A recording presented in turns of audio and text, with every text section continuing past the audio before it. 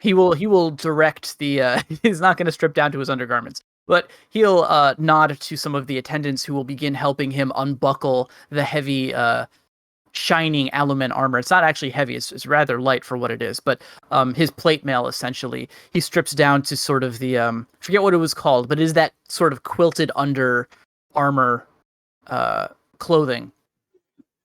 Gambeson or arming doublet, depending on if Like, it had mail attached to it to protect the joints or not. got it. Let's say Gambinson. So Okay. he has 2d4 armor with a Gambeson. Potter will simply have a d6 with leather. Cool. And I want to do something. So this is kind of a one-on-one between NPC characters at this point. I would like Connor to play the role of Potter, right? I think that only makes sense if we're going to do a combat here, which I would like to do because I'm very curious to see how this goes.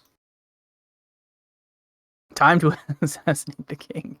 Well, the other thing I want to do is offer either to Theta or Griffin. Would either of you guys like to play the role of Arthur's brother, Connor's brother, Arthur?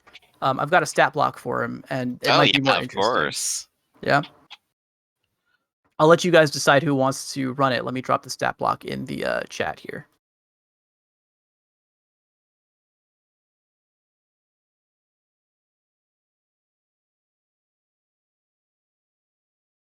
Okay. Let's see exactly which noble career he is here. All right, he's a knight. Yeah, that makes sense. I guess that's just what Connor's family is here. Yeah, and he's,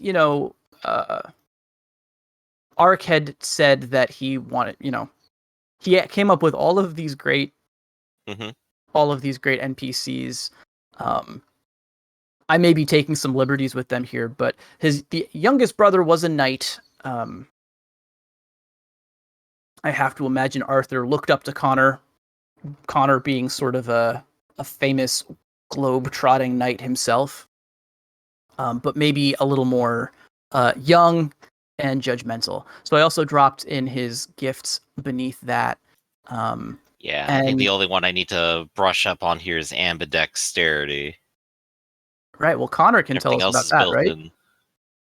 Ambidexterity gives you a bonus of 1d12 to parry with 2 weapons, and it opens up the ambidexterity tree. There we go. If it does anything else, I can't quite remember off the top of my head. That sounds good. I can look up the specifics while we go. I'm not going to bother setting up a map here since it's just 2 characters probably within melee range of one another for this fight.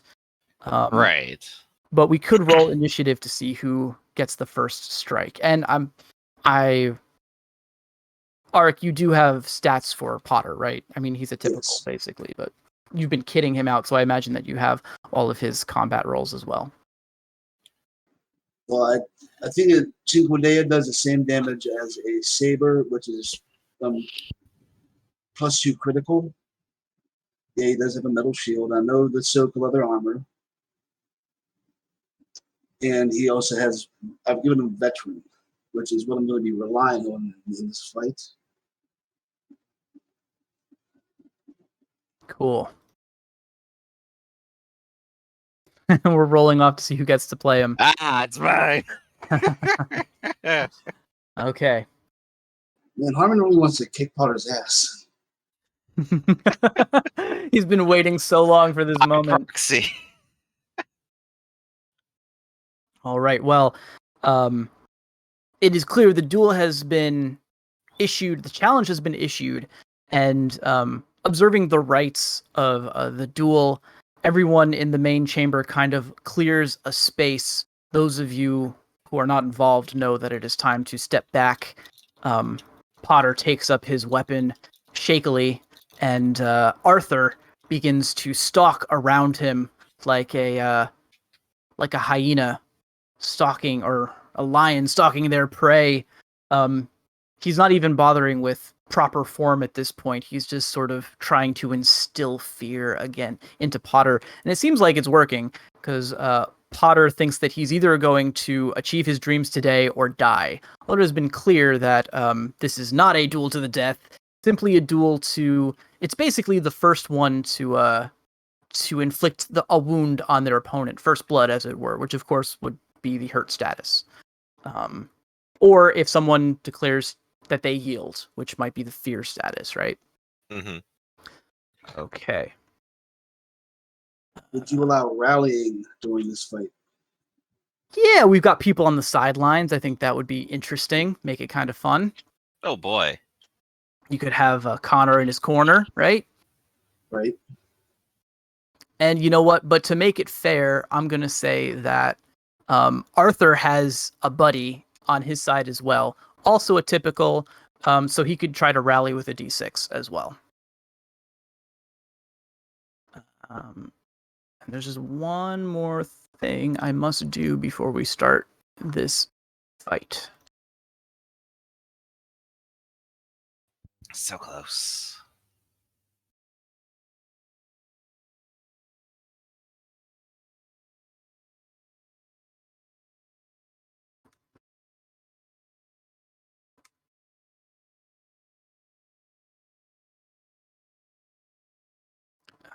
Okay. Last thing.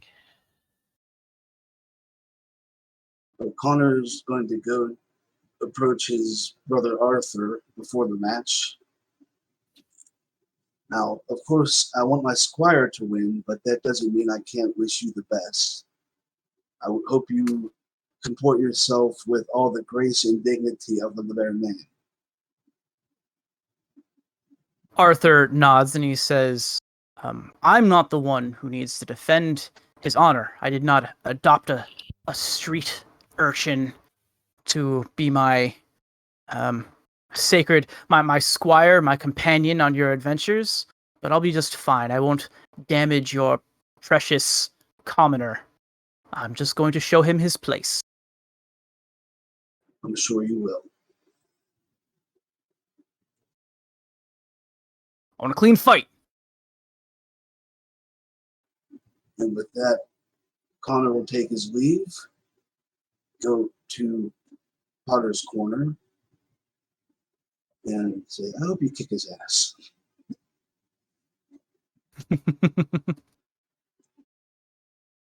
Show him the error of his ways. Potter is like,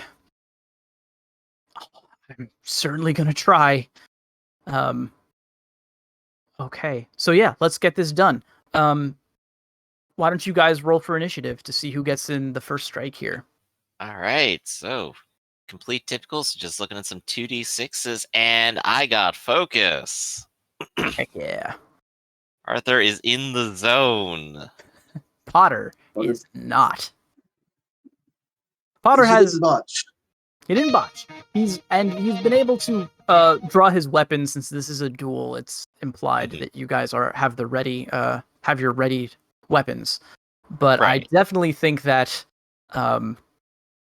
we're gonna give Arthur the first action. Okay, and we're already basically adjacent here, right? Exactly. Yep. All right, perfect.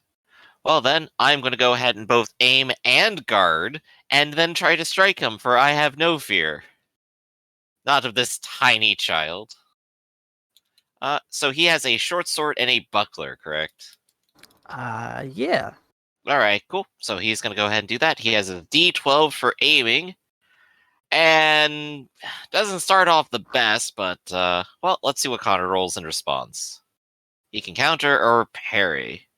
What's Connor doing? What's Potter doing? Potter, He's that's right. going to dodge. A third option, and, well, I still strike him. And with the short sword, this is damage +1. So that is going to be 2 damage on a hit and impaling. Do you retreat? Yes. I certainly can. Alright, well, 2 damage. I'm going to put a token on the board just so I can keep track of statuses. Oh yeah, That's that's fine. So Potter is reeling, and he's got He's got to roll first. for soak. Yep. Yeah, I'm gonna do the same here.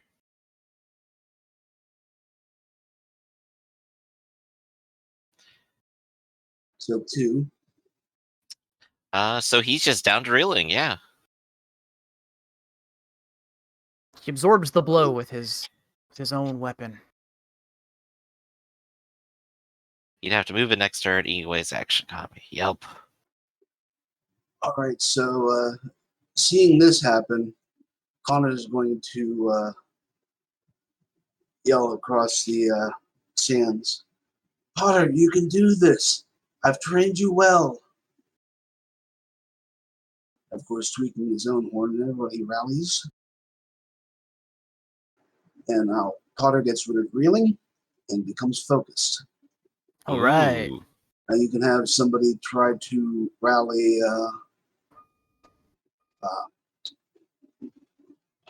Damn it! How did I forget the name already?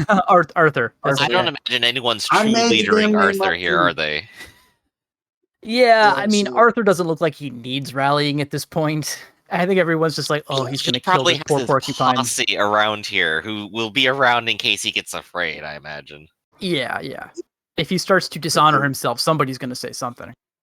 So Potter will aim, guard, and attack. You have to move in because you retreated. Oh, you didn't press? No, I didn't. Aha. Okay, well then. He's going to stride and take a focus turn. Okay. Oh, interesting. All right, so that means it's my turn. Arthur's just gonna go ahead and grimace a little bit. You don't even strike when you can, coward. And we'll go ahead and do so. He's going to aim and then attack again. All right, and going to interrupt to guard and counter.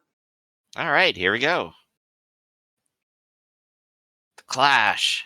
Ching. You're all so low, Arthur. Arthur has not woken up today. And he gets hit. You hit a noble. That's a crime. Seize him. What is the damage? What is he using here? He's using a Tinkledea, which is +2 critical. Oh, wow. So we're looking I believe at 3 damage then, huh? 3 damage to soak. And Gambinson was what, the I don't have the 2d4? book open, damn it. That's okay. Oh, I he's can pull it not up. wearing his alumen then. Yeah, he's not wearing. He has doffed his Gambison armor. for 2d4. All right, So, in that yeah. case, he has soaked 2 of it down to 1. Ah, So he is reeling and he is hurt, I believe, correct? correct. He is hurt. There are quiet gasps as Connor's counter maneuver catches Arthur unprepared. Arthur apparently did not expect anything of this common porcupine, and Potter himself seems a little bit stunned and in disbelief when he sees the red blood stain the fur of his opponent. He gasps, and there's a light smattering of applause from around the hall. There's a moment there where Potter can see that all of his dreams are coming true. The music swells. The music swells. It's a But just crescendo, at and that then it's going to just moment- go straight into him fumbling on his face. But just then, at that moment, when Connor is at his highest, well, what is Arthur gonna do? That was his turn. That was his turn. Oh, okay. Yeah, Well, it's Potter's turn now. Yep. I assumed, and don't let me railroad this, but I assumed that Potter is probably going to assume that he won the fight. Yes. He would Okay, well, first I'm going to have Connor try to rally him again. Okay, that makes him focus. Kind of it's turn off guard because he's no longer guarding after his turn ends. All right, he's going to guard, take a step back, and do a negotiation stunt, a reason stunt, which he has no dice for, but he's going to try anyway. Get that basic D4. All right. And what does he resist with? I'd have to look that up. Oh, well, perhaps I can help. Let's see. Mm-hmm. Stunts. I feel like I'm the only person who uses the paper books for these things, but I'm getting a feel for them. Mm-hmm. Your attacks. We want stunts. A risky move. Reason. All right. Mind and negotiation dice versus the target's mind, will, and inquiry dice. And I believe Knight does not have inquiry, correct? Yeah, I have his skills too. I didn't bother to share, but mind, will, or inquiry does not have inquiry. So, yep, it's just mind and will. He is resisted with a 6. Ooh. Potter squeaks. Yep. He basically said, "You have lost," and he was going to try to bring him down gently, but instead, what comes out is the commoner's equivalent of "You suck." How dare you? Yeah. So here's what I'm thinking actually. I think that because I think that's a great interpretation of it. Can I offer an alternative interpretation that might make more narrative sense to me? Potter probably tries to say something like, you fought well, try to do the honorable knight thing, because I think he's in that moment, that's what he is that's what he's doing. So he turns away from Arthur towards the Baron, or maybe towards Connor, to give him kind of like the, oh my god, I did it. And in that moment he is sent reeling because of his stunt. I'm trying to think if that botch should do anything else. It might be that the botch just how about the botch gives Arthur the time he needs to recover from reeling, right? So we can remove the reeling status from Arthur. There we go. Doesn't even need the rally for it. He's too angry. Yes. Arthur just sees red. He sees Connor's comment as incredibly condescending. All right. Wildly misread the situation. Yep. With Arthur wildly misreading the situation, he's going to go ahead and stride forward, and he's just going to strike in anger. Right. Get that bonus D8. No. Yes, that's right. Wait, I do think I guard. Did I guard before the stunt? No. Well, I had 3 actions, so I moved back. I think then I guarded, then I made the stunt. I think you said that you guarded, so yes, you can. Okay. All right. So D6, D12. Here we go. Let's hope. Hey, 5, the highest he's rolled so far. I know. He's just not on today. I almost forgot the shield. There we go. Clonk. Oh, man. Okay. He lunges in. Potter almost by accident turns and blocks the strike. Ching! There's a gasp from the crowd. And the Baron doesn't even seem to realize what's going on, but apparently this fight is continuing. Connor. And by Connor, I mean Potter. Right. Well, let's get another rally in real quick. So you could have said Connor correctly. Nope. Got to get rid of reeling on his own. And then guarding. Oh, shit. Ah! All right, then it's Arthur again. And of course, I'm going to go ahead and aim and attack while just screaming, "Coward! It's not over!" And then, Yeah. of course, going to counter. There we go. 5 again. The highest he's rolled an attack so far. Got a cat, man. Ooh. And Another, it's a 4 damage hit now because he's hurt. ooh, yeah. Not trying to kill him. But you do have an incredibly powerful weapon. Somewhat for some reason. I'm sorry, I rolled 2d8 there. Let me roll 2d4 instead. Boop. I soak 4 of this. Haha. He's fine. It's fine. If his friends want to rally him for reeling right now would be the time. Right now, I guess now would be the time. Yeah. I mean, he does. Like I said, he does have buddies. What do you want them to roll? 1d6? Yeah, 1d6. They don't have any kind of leadership. That's a success, though. They're cheering very loudly right now. Yeah. They're like, get him! I don't make mistakes. See, my posse says so. Okay, Potter, it's back to you. All right, here comes Connor's rally. You can do that again. I know you have it in you. Hit the wrong button. Bouncing around. Hey, that's focus.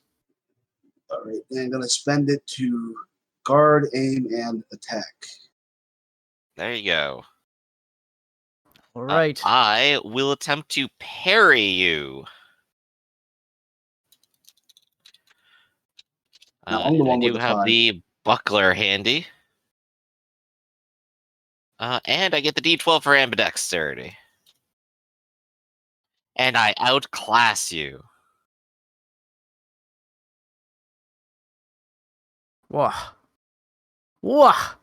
So simply for the virtue of being a raccoon and having the buckler in the other hand, just immediately pops it in the way. Ching. All right. At this point, there is a booming voice. It's almost as if no one knows where it came from in the room, just shouting, "Enough!" And you realize with some surprise that it came from the Baron. No one has ever heard him speak this way with this kind of commanding presence before. It's quite unnerving. It's enough to shake Arthur out of his rage and send Connor into a stupor. Potter into a stupor. Although, Connor, your ears are probably ringing too. If you've ever heard your father raise his voice in this way, it has never been for anything less than, like, an act of war. The hall falls silent, and it is quite clear that the duel is over. The Baron approaches Arthur. He snatches the sword out of the boy's hand and says, You are disgracing our family. Leave the hall at once. And then Arthur will turn, stunned, march himself out of the hall, brimming with fury. The Baron will turn to Potter and he'll say, "You have my sincerest apologies. That is not what I had intended. But yet you have proven yourself to be brave, courageous, and to comport yourself with honor. And for that, it would be a privilege for us to have you as a knight in our service. Kneel, good Potter." And he draws his sword, taps it lightly on Potter's shoulder, and he says, "And arise, Sir Potter, knight of the Levure family." And of course, Connor will start clapping, hoping everybody else joins in. I think the room joins in as well, with the exception of the one or two surly youths that had been cheering on Arthur, who excused themselves from the proceedings.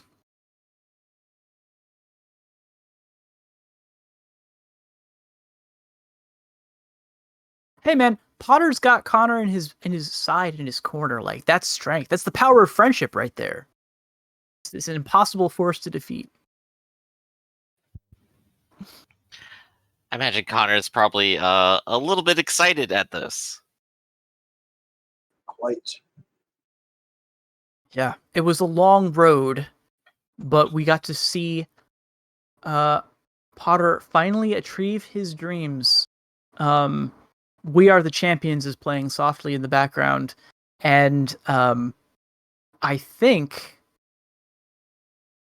Oh, that's true. Yes, Harmon is Harmon is begrudging in the praise of Potter.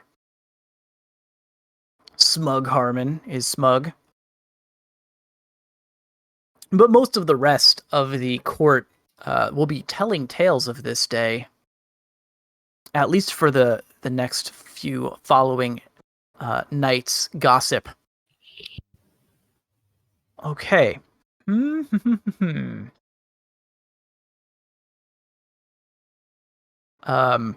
The Baron will say that there will be a feast tonight to honor the courage of our new knight.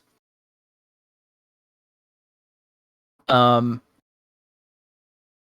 you've got several hours until then, and your lives are your own. I know some people wanted to go shopping. Some people might have had other goals as well, or other missions as well to carry out. I believe Harmon is probably approaching the doctor with a few queries.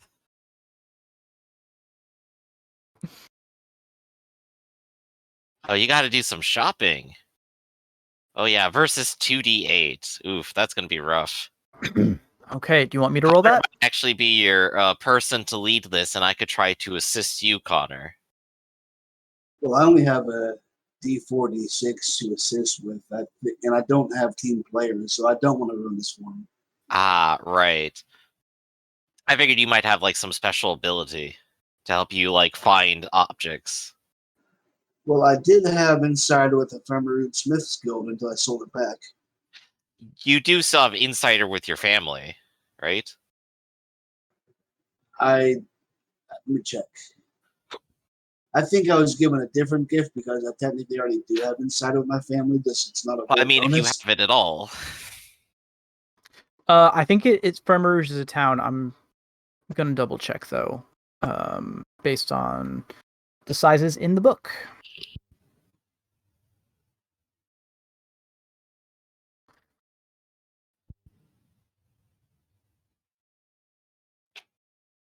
Under money. Question.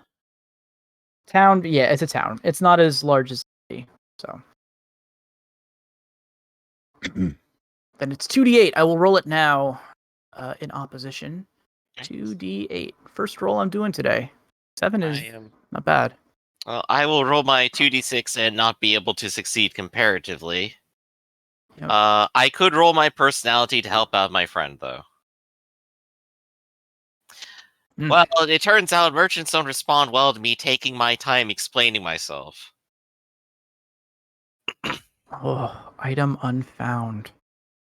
Well, there are I'm not sure what the item is that you're looking for, but I will say that as you're asking around town, several of the merchants will say, well, if you're serious about finding some more rare fare, you might want to check to the port town to the south. There is a large finding leads on the syndicate. Yeah, they say that there is a large foreign population down there, and that you can find some pretty strange things imported from the far. I'm just thinking now that Zhongguo, which is our China analog, isn't that to the west in this world, or is it to the east? I suppose so. It's the same continent as Akama, right? Yeah. Is it? So Okay. you would have to go west and then further west. It depends on how small the world is if you could sail east and get there without interruption. Got it. Rune Orc Acorn. Interesting. Well, that's the thing. I think in my mind, I kept imagining that it was to the east. That's kind of important for the way certain other events might have to play out here. So I'm going to assume that even if it is to the west, that the trade routes run around the world to the east. So there is a community of Zhongguo individuals that have set up sort of But that's where the new Chinatowns. continent's going. Well, Ah, okay. We'll who figure it out. knows? Who can say? Water, man. Currents. Who knows how they work? Anyway. Exactly. So Harmon, I suppose we'll have to set out tomorrow and head to this port town, and maybe they might have what you need. Yeah, but Harmon said he had. Oh, right, the syndicate. He wants to ask about that. Same answer. When you ask about the syndicate, people are like, I mean, I don't know about a crime syndicate, but I do know that a lot of crime goes on in those places, and those folk typically can't be trusted, which is why if you're looking for good, honest wares, you should probably check one of the larger cities, but these towns are closer. I should probably have a name for these towns, shouldn't I?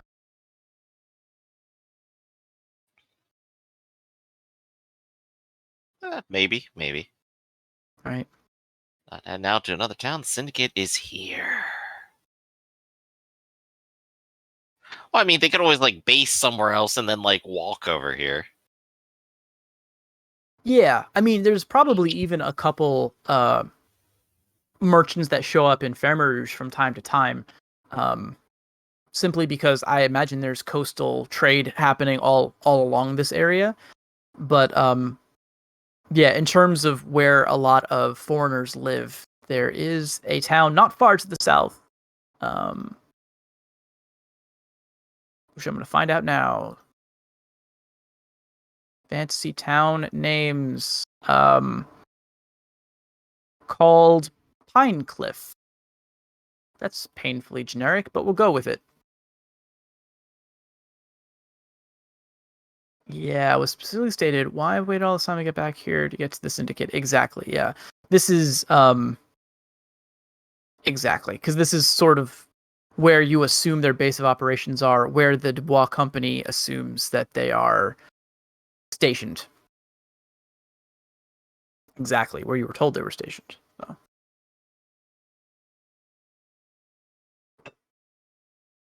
Cool. All right. Does anybody else have anything that they want to do while you guys are still in Fermarouge? I suppose I should go ahead and clarify payment that the doctor has received, and if he needs to go and talk with the notaries after the whole event. Right. Yeah. You can, if it wasn't specified how much, then you will have to go talk to like the secretary to the treasury of Right. the Lavure. So I'm going to go there and just go ahead and say, well, I did a week of medical service for Sir Connor, so I'll go ahead and be asking for an Ariel for this. Okay. It's like 6 times 4, so this is like, yeah, master doctor. That's what I am. Yeah, I think in the Baron service, that is fair price. So, and they will pay it. Okay. So I've gone ahead and grabbed that. You know, while you're there, I'm sorry, I don't mean to interrupt. I know you've got other plans as well. Yeah, actually, let's go with what you were going to say. Keep going.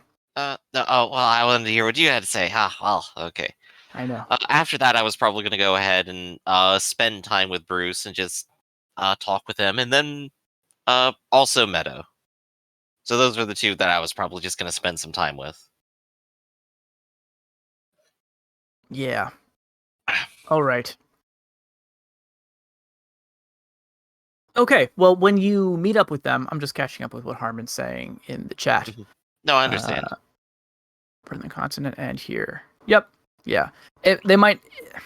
The base of operations of the Syndicate might be, like, near Fermarouge. There is sort of... Let's say there is a small town of foreigners, or small district in Fermarouge, where you can find a lot of the dock workers and sailors that come in and will stay overnight for trade. And then again, less than a day's travel outside of Fermarouge, you can find the Pine... Oh, I already forgot what I called it. Pines Cliff, I think? Something? Hold on. Yeah, Pinecliff. Pinecliff. I'm going to write this in the chat so I don't forget it. The town of Pinecliff. All right. While Griffin, you are at the local tavern discussing things with Bruce, who is seems to not be dwelling too much on his incarceration. He's happy about how everything turned out, and he is effusive about matters of religion. So he is going to be very talkative. Yeah, that's wonderful.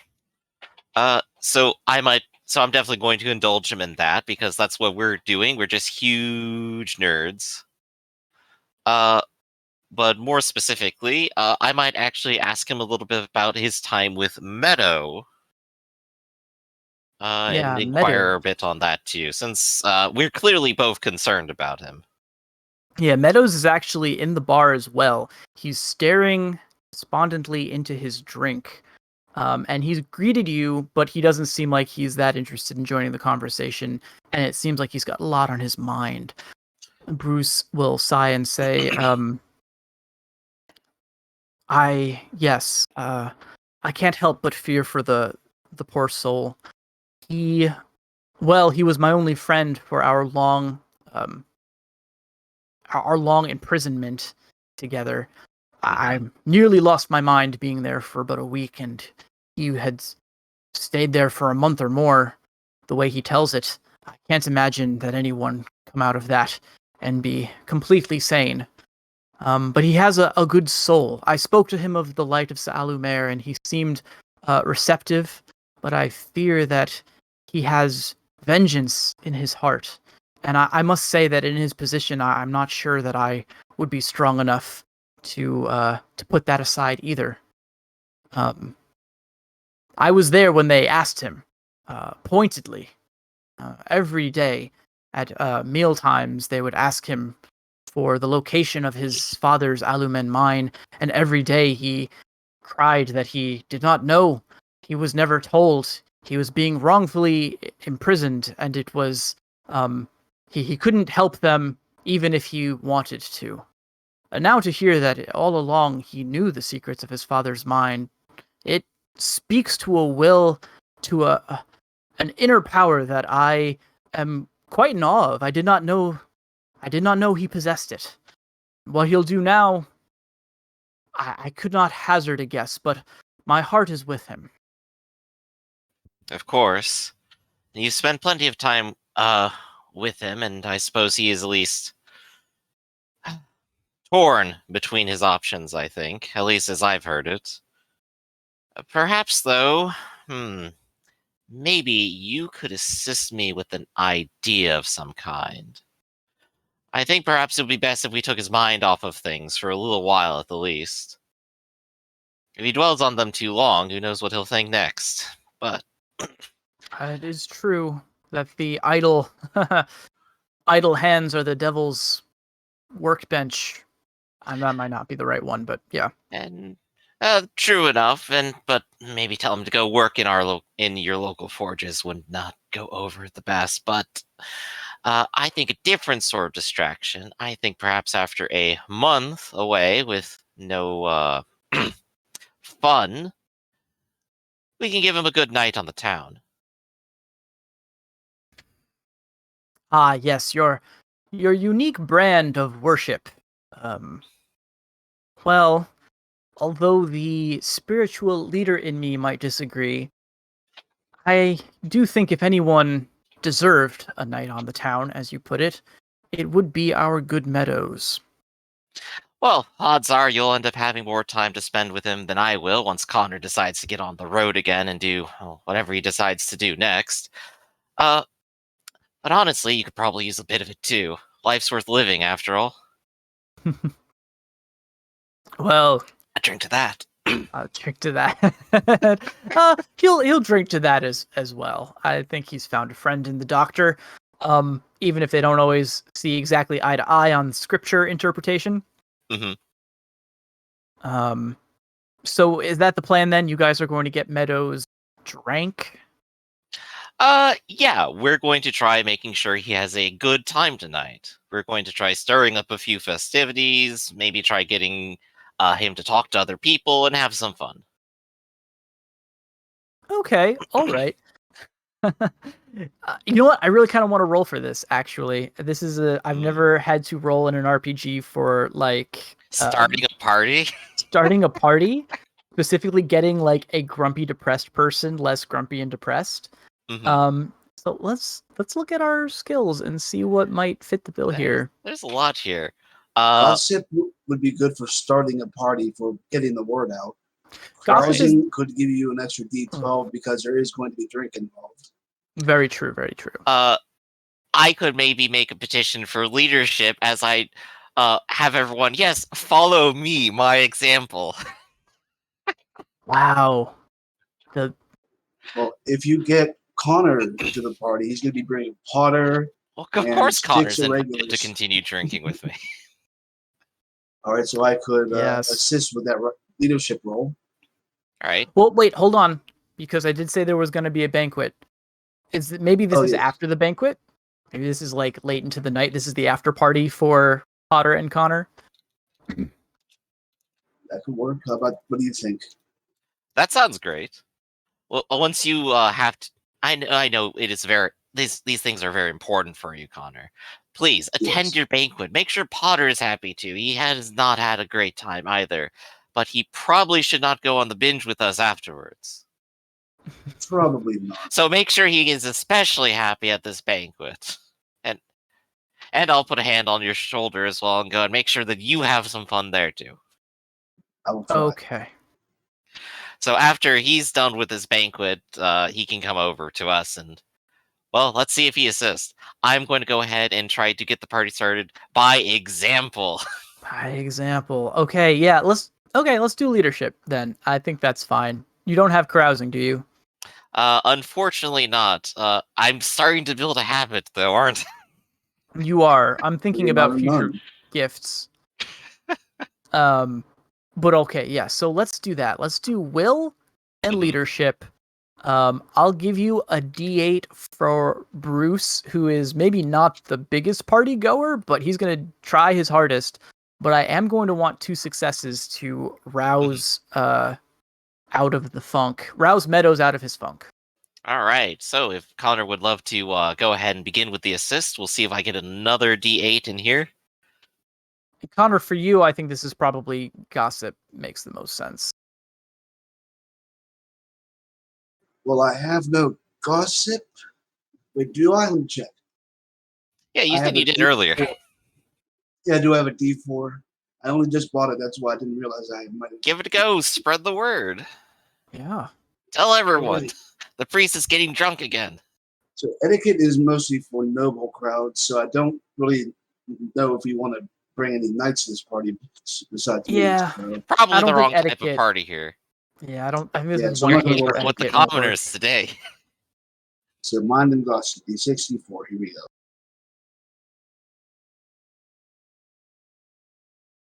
You got a assist from me. I am not a That'll true do team it. player, so you only get a D8. All right, and this is a party roll. That's right. You don't need any stuffy sermons. You don't need to read a book. You don't even need to really listen to me. Just take your drink and enjoy some life tonight, everybody. 1, Wow. 2, 3. Very good. Okay. First of all, everyone in the tavern is more than happy to follow your example. You do an expert job stoking the bards, getting the music playing, and the ale flowing. And it takes a while, but you're a very patient man, Doctor. Oh, And yes. sooner or later, Meadows does begin to come out of his shell. He does laugh a little bit at some of your jokes. He starts drinking more and more. He begins to And then pay Connor attention botched to the another rally roll. and then Potter showed up and ruined the party. So Meadows finally he gives in. He gets quite drunk. He seems to have a very good time. We will fast forward to the wee hours of the morning after the festivities have mostly died down. Most of the revelers have retreated to their respective rooms for the night. there's maybe one bard who is lying his back on the bar, strumming absently and just making up words to a song that he's half remembered. And it's just you and Bruce, who is getting into a religious discussion with a very chesty bar wench, who seems bored out of her mind, and Meadows, who is hiccuping. He's so drunk, and he's laughing. He's reminiscing about times he had with his father. And then there's a moment where he sighs, and things get a little bit more of a somber tone, and he confesses to you, Doctor. He says, I spoke with the treasurer. I spoke with the Baron's treasurer, his man, and I didn't know what they would say, but apparently they took pity on me. I wasn't going to tell anyone, but he hands you a pouch, and you can hear the clinking of coins inside of it. He says they gave me this without so much as a second question. All this? All this would certainly be enough to restart your smithy, then, wouldn't it? This is wonderful news. Yeah. He says, I'm thinking of hiring a bodyguard, actually. I'm hoping that your taciturn companion will help me retake my father's mine, my father's alumen deposit from the goblins. There's 3 Oriole in here. Do you think that it's foolish? Foolish? To reclaim what's yours and your family's and your father's? No, of course not. I mean, before you were speaking of revenge and Oh, speaking of moving on and following the light and living a pure life, as Bruce would say. Is the implication he's going to be taking revenge in this way, that they are all guarding out there or something? Yeah, I mean, I suppose he. Well, yeah, he Because in I his figured those would mind. be 2 different issues here. No, that's a fair point. He could just be like moving on, but I think in his mind, it is to he's going to basically reclaim his father's store, his shop, make enough money, and then basically take the fight to them. Like, I guess in his mind, it was either go back to the life that he had, try to pick up the pieces, and re-embroil himself in earthly affairs, or it was to throw it all away and say, hey, I've been given a second chance by the light. I'm going to move on. Mm-hmm. Right. Well, I would never say to give up on your talents. If I'm trying to fight my own practicality here. It's like, yeah, that'd be totally possible. You could just live there again. But I'll go ahead and just, try to say, I'm trying to think of something good and doctory to say. I know, I kind of got It's you in a tough. corner, right? Because Yeah, it is. you know what's on both sides of this. Mm-hmm. On one side, there's a quest and money for Harmon. On the other side, there's the doctor staying true to his convictions. Mm-hmm. What's it gonna be? You've got him at a very sensitive moment. He's hit that moment of clarity that you get after a long night of crazy partying. Perhaps there is something left out there, but consider perhaps this. Bruce here, at least, has apparently made friends with you. He'd probably be sorry to see you go. And I think after tonight you might have a few more even here. If you perhaps stay, maybe study with Bruce for a while, maybe the world will seem more clear, and under the light maybe all things will be possible. All right. He really hears you, Doctor, and he nods and he says, "I've found a true friend in you, good Doctor. I am grateful for your counsel, but I think I'm going to have to throw up. So I take my leave of you," and he will get up and leave. I think the outhouse was that way. Yeah. And I think that In the morning, you hear from Bruce that Meadows has made a very, very handsome church of Salumer. Oh, yeah, sudden donation. Yeah. Not to you, but to the church. Yeah. Here in Fairmarouge. Yeah, of course. Doctor's not going to take his money. Of course, he's a friend. But you have made you've also made a friend. Hey, friend. Okay. So now I guess this leaves investigating the syndicate. Do you guys mind if we take a short break for me to refresh my beverage? Sounds good. I can do the same, and we'll meet back in a few minutes. Sounds good.